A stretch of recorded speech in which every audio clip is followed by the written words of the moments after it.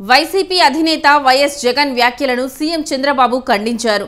జగన్ను తిరుమల వెళ్లకుండా ఎవరూ అడ్డుకోలేదని స్పష్టం చేశారు. గతంలో జగన్ నిబంధనలు ధిక్కరించి తిరుమల వెళ్లారని గుర్తు చేశారు. అన్ని మతాలను గౌరవిస్తానన్న జగన్ తిరుమలలో ఎందుకు నిబంధనలు పాటించరు అని చంద్రబాబు ప్రశ్నించారు. 4 గోడల మధ్యే కాదు బయట కూడా బైబిల్ చదువుకోవచ్చని హితవు పలికారు. చెప్పిన అబద్ధాన్నే జగన్ మళ్లీ చెబుతున్నారని చంద్రబాబు ఎద్దేవా చేశారు.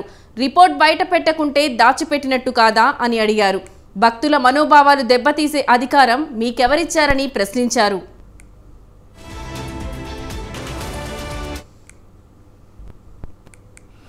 ర్యాలీలు జన సమీకరణలు చేయొద్దని చెప్పాం. ఇటీవల తిరుమల తిరుపతి దేవస్థానంలో జరిగినటువంటి పరిణామాల వల్ల భక్తుల మనోభావాలు దెబ్బతిన్నాయి.